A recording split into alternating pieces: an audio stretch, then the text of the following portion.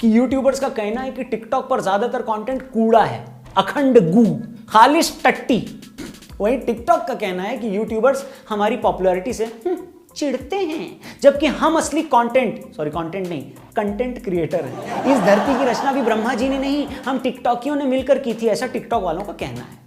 सच कहूं तो मेरी जो राय है, मेरा जो ओपिनियन है, वो इस मामले में बाकी यूट्यूबर से अलग नहीं है। और फैक्ट तो यही है कि आज हिंदुस्तान में इतना तो लोग टॉयलेट में नहीं हग रहे हैं जितना टिकटॉक पर हगा जा रहा है। क्या है रे भाई, मोदी सरकार भले ही ये दावा कर रही है कि हमने इतने लाख टॉयलेट्स बना दिए हैं, मगर जब भी मैं इस ऐप पर जाता हूं तो ये देखकर दुख होता है कि आज भी लाखों लोग खुले में हग रहे हैं, वो भी ऐप पर। मेरा मानना है कि जितना गू इस ऐप पर किया जा रहा है, उसे देखते हुए इसका नाम बदलकर शिट टॉक भी रख सकते हो।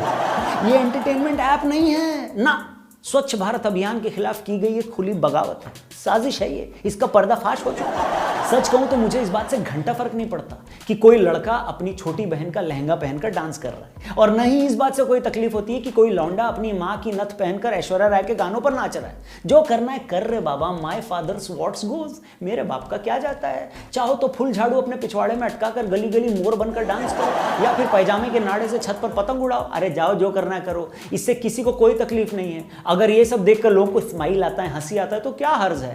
आखिर ह्यूमर कैसा हो ये कोई डिफाइन थोड़ी कर सकता है। जब तक लोग हंस रहे हैं, हंसी आ रही है, तब तक बढ़िया है। लेकिन यहां एक बड़ा वाला लेकिन है। लोगों को एंटरटेन करते करते लड़कियों की इंसल्ट करना, मजाक मजाक में उनको थप्पड़ मार देना, झूठी रिलीजन वाली मजहबी शान के नाम पर बीमारियों का मजाक उड़ाना, ये कहां तक जायज है मेरे भाई? आप ही से पूछ रहा हूं। 100-200 फॉलोअर्स वाला बंदा अगर ये करे तो भी समझ में आ जाता है। आप मान सकते हो कि वो नवा है, उसकी फॉलोइंग नहीं है। लेकिन जो लोग लाखों करोड़ों फॉलोअर्स लेकर घूम रहे हैं, अगर वो भी इस तरीके की टट्टी करेंगे, हरकतें करेंगे, तो अपना सर ही ना पीटा जा सकता है। इसका मतलब यही ना है कि उस बंदे को अपनी रिस्पॉन्सिबिलिटी का ना तो एहसास है, और ना ही उस प्लेटफॉर्म को इस बात की परवाह है कि ऐसा कंटेंट प्रमोट करके वो बहुत बड़े लेवल पर यूथ को मिसगाइड भी कर रहा है। बंद होना चाहिए रे बाबा ये सब हरकत। अगर आप कहेंगे रौनक भाई लेकिन टूचिए कहाँ नहीं होते, ऐसा थोड़े ना है कि टिकटॉक की जमीन पर ही टूचियों की खेती होती। मैंने टूचिया बोला, टूचिया, ठीक है। फिर ना टूचियों को सिर्फ टिकटॉक की सिटीजनशिप थोड़ी ले रखी है। ऐसे चमनचिंदी लोग तो भाई यूट्यूब पर भी बहुत हैं, मान गए, बेशक होंगे, लेकिन फर्क कैसा है कि YouTube पर ऐसा कंटेंट अगर है भी तो वो छोटे क्रिएटर्स की तरफ से या बहुत छोटे क्रिएटर्स की तरफ से, जो कि दिखता तक भी नहीं है।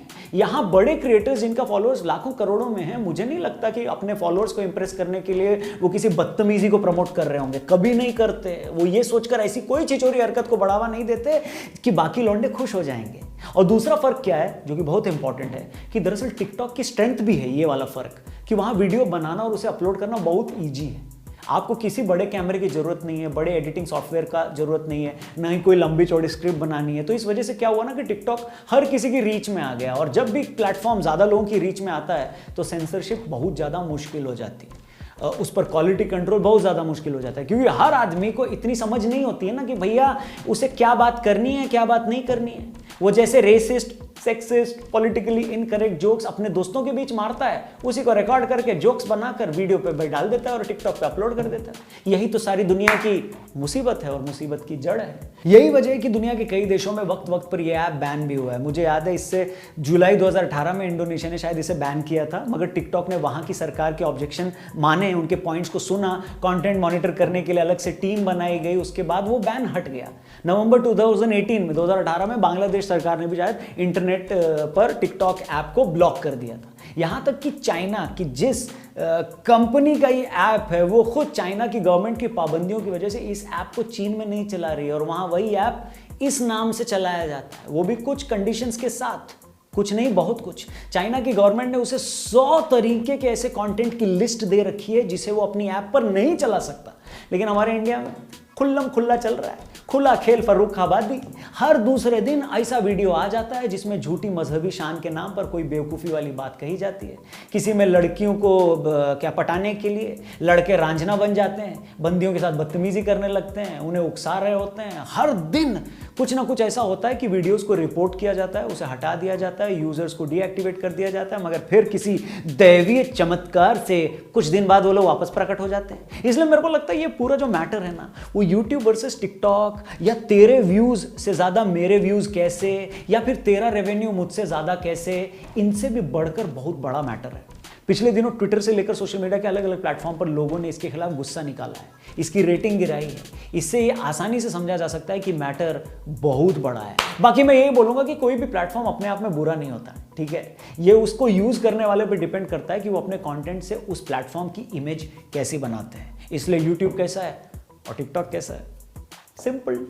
चलिए अब आपको चलते चलते कुछ पंक्तियों के साथ छोड़े जाता हूं। अर्ज किया है कि मैं घंटों वाली मेहनत हूं, तुम मिनटों वाला शौक प्रिय। यूट्यूब वर्सेस टिकटॉक की कविता है। पसंद आए तो पिक्चर लेकर इंस्टा पे करते हो ना, स्टोरी में शेयर करता हूं ना, थैंक यू। फिर से सुनो कि मैं घंटों वाली मेहनत हूं, तुम मिनटों वाला शौक प्रिय। मैं यूट्यूब के ट्रेंडिंग पे और तुम मैडम का टिकटॉक प्रिय।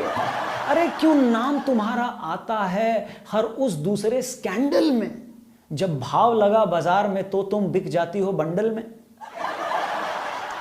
अगली लाइन कि मैं आइटम ऐसा हूं जिसको बनने में लगते साल प्रिय। ये यूट्यूब टिकटॉक से कह रहा है कि मैं आइटम ऐसा हूं जिसको बनने में लगते साल प्रिय, और तुम वायरस फैलाने वाले उस चोर चीन का माल प्रिय।